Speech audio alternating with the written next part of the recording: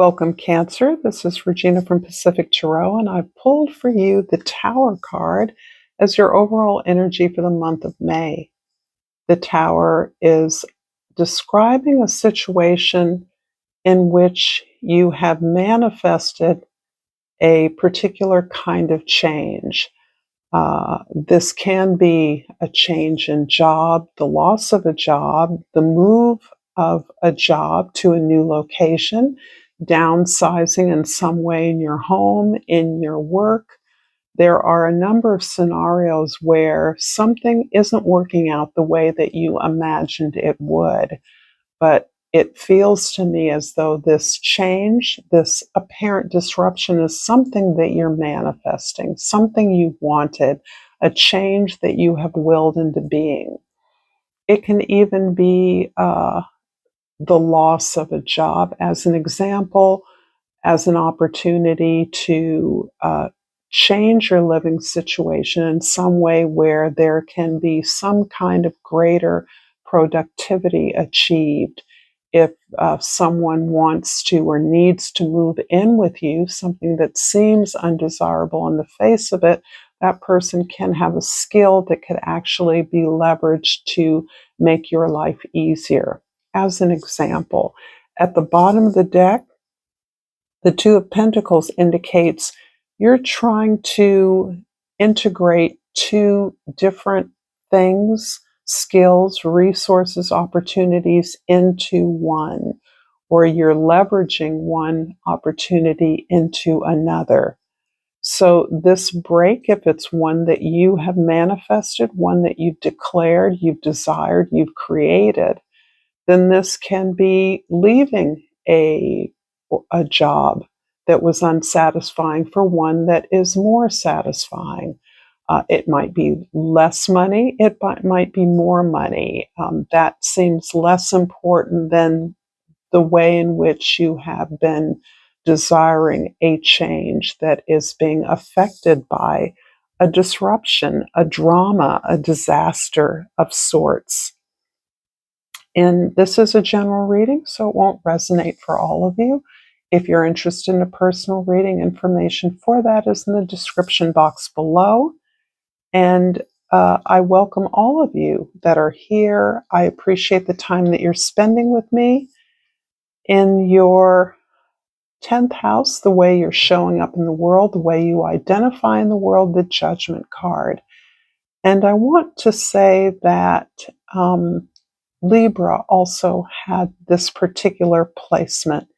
If that's relevant to you, you may have some significant placements in Libra or want to watch that reading as well. This is about your understanding that you have been playing a part in a much larger drama. And actually that the part you play is divine, is on purpose, is part of a mission. And your clarity with this regard is helping you to see how this mission can be accomplished more effectively at this time. That mission can be small or large, it doesn't matter. You may be here to care for children, to teach. Perhaps you're here to care for a particular individual.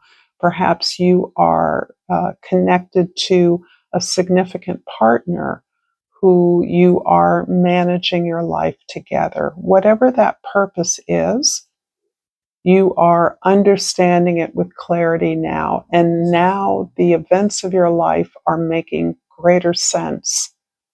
This can even be a way in which you've finally broken away from a community, a set of friends or family members that is allowing you to move forward without distraction, without the distraction of the demands of others that don't take your needs into account.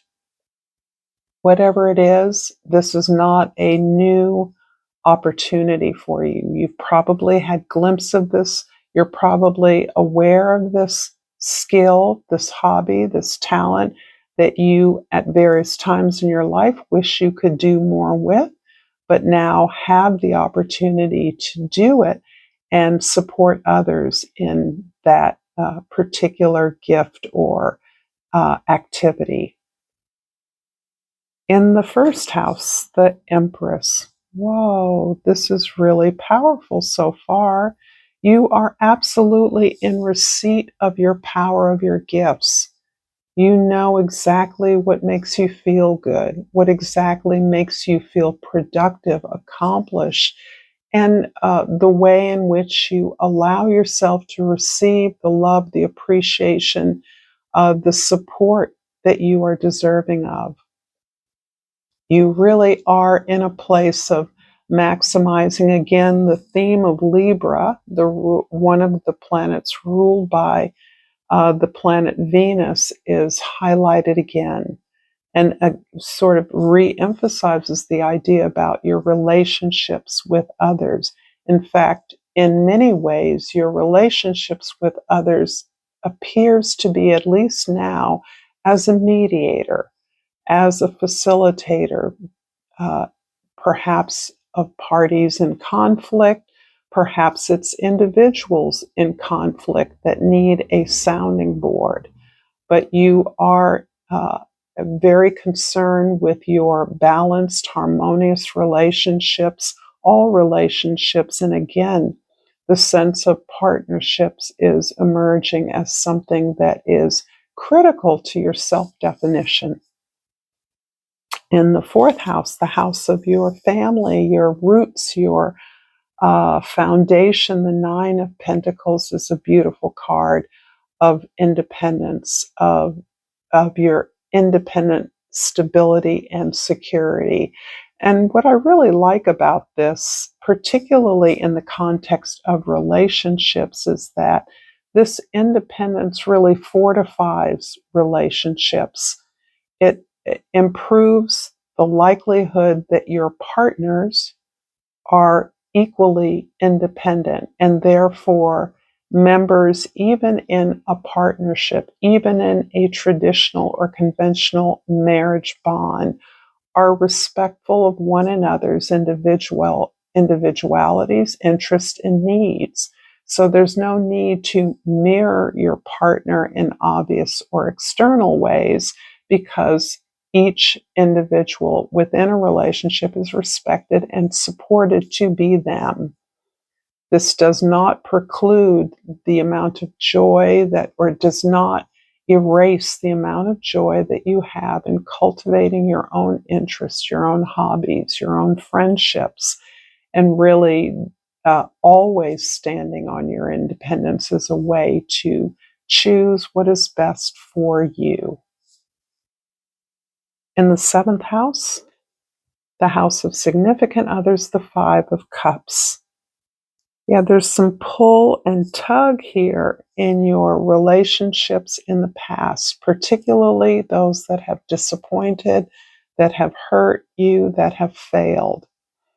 You are continuing to allow yourself the feelings, the emotions that come up as a result of these losses, of this regret, of this humiliation even. I do feel that this is really connected with your ability to break with a familiar community, set of friends or family members, to release yourself, to surrender yourself to all of the disappointment, all of the hurt, and to recognize, in fact, you were choosing that over and over again. But now what stands up is this deeper connection that you have built with yourself, one that supports perhaps your most significant relationships, and that deeper connection that draws those who are aligned with you toward you, and leads to greater fulfillment, to the unknown, to limitless whatever. This is not the finite castle in the air. This is sort of the illusion of love, Hollywood style, or romantically. But this deeper relationship with yourself taps into your potential, something that can only be known as you pursue your dreams. What emerges is limitless. If this reading is resonating for you, Cancer, please like this video, please share this with others, and please subscribe to my channel, Pacific Tarot. Your support is tremendously appreciated. And I pulled the humor card. I choose to focus on the lighter side of life. I would say that's probably a really good idea. The Tower, actually, I think this change that you have manifested, I think you see your way to a better opportunity. Even if something fell apart against your will or without your active participation, you see the silver lining. And so in that way, this, I feel, is a source of humor for you, a source of looking at the past and finding the humor in it, finding the situations or the challenges we all experience that are light, that are predictable, that are burdensome, but the tremendous angst that warring family or colleagues brings up in all of us, the way our self independence, our authenticity, is our authority is challenged when things don't work out. And you're looking at that, and I think you're finding how much lighter you feel as a result of that. In the first house, the Empress card is clarified by the Six of Pentacles.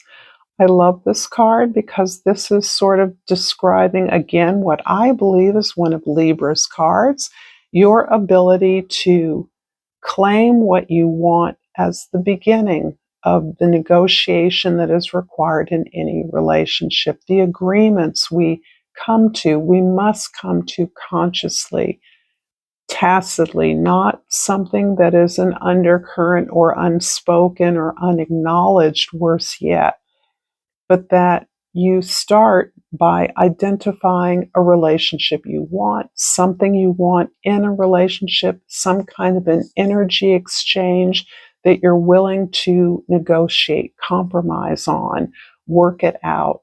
And that relationship, that set of agreements is always fluid, always must be balanced. The ability to continue to communicate and sincerely participate in that negotiation, the goodwill, is something that is required in order to share what you know, to make an exchange that feels appropriate to what you desire. And I do think that this ability to do this out open from a place of power is part of the gift that you're experiencing through a drastically changed situation. In the fourth house, the Nine of Pentacles is clarified by the Eight of Swords. So here we have the sense of anxiety, and perhaps it is about your independence. Perhaps you're not sure because of this change, a change perhaps that you would not have wanted, but you knew was inevitable, how you're going to proceed, how you're going to stay solvent, how you're going to keep progressing, stay afloat in a very challenging and somewhat chaotic environment. So there's a lot of anxiety about your independence, about what you have been able to build on your own behalf, the way that you've been able to profit or invest in yourself so that you can keep going and keep enjoying your life. The anxiety is one that is perhaps natural, perhaps understandable, but what I receive from this card is that it is blunting the enjoyment of your present prosperity and abundance. That the worry about losing it or it being challenged or taken away is blighting your sense of comfort, ease, and enjoyment. So this is cautioning you to stay out of the future. Of course, we all plan. We all have to plan to some extent. But this is telling me that you've already planned for this, that you already have a system that has been activated that has allowed you to do what you can do, enjoy your pastimes and activities, and continue to invest in yourself. This is not a static state of it's all over. This is active. So these worries are natural, and as we think about the challenges in the world and social institutions and services that are being cut away or minimized, denied us, things you've earned. But it also means that nobody knows what's going to happen in the future. You certainly don't. And by stressing about what might happen, what could happen, you are minimizing the enjoyment, the bounty you have in the present. Your intuition is as fully activated as ever. You're in your power. Whatever happens, you will likely deal with. In the seventh house, the Five of Cups is clarified by the Nine of Cups. This is beautiful. So you've got a couple of nines here on the table. Nines are a kind of closure. And this is telling me that the change that you have, at least in part, consciously manifested, willed into being, what you couldn't take anymore, has netted you not only the perspective of how it felt to suffer through some difficult and challenging relationships, but also the process of healing that. The joy, the contentment, the gratification that you have gained as a part of aligning yourself with the things that support you. This isn't just the resources and the skills and the things that you produce in the real world, but these are the feelings that you've learned to recognize as you have uncovered the path, the past, and you have looked beneath into what has failed, what has been denied you, turning that into what abundances, what gifts, what alliances, what friendships that you have as a result of that. This is what you've uncovered in this stronger relationship with yourself, that you are abundant, that you are gratified, that you know how to feel good, you know how to be happy. Happiness is a natural state for you. And you're granting yourself that through the changes you've endured and through the hard work of becoming your own best friend, trusting yourself to know what's best for you. And in the 10th house, the Judgment card is clarified by the Nine of Swords. So now we have 3 nines. That might be useful to some of you. This is about releasing the idea that the past has been challenging or full of suffering.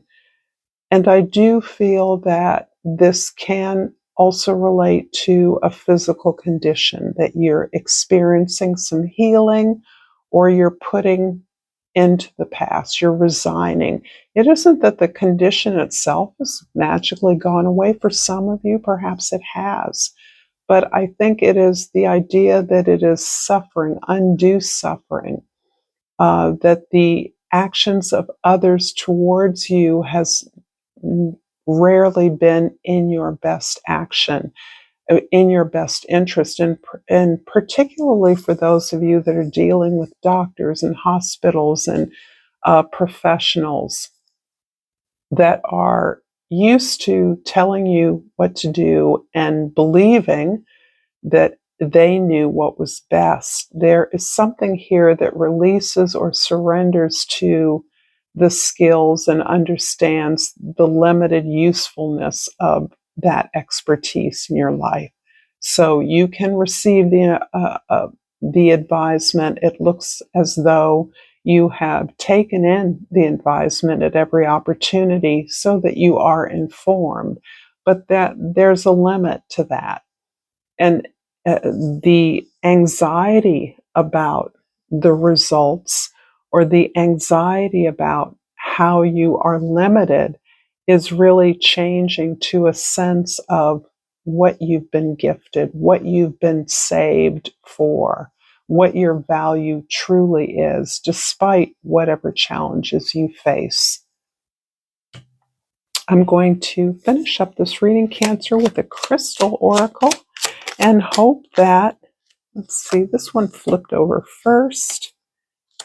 And this, I believe, is the orpiment, and the key word is success.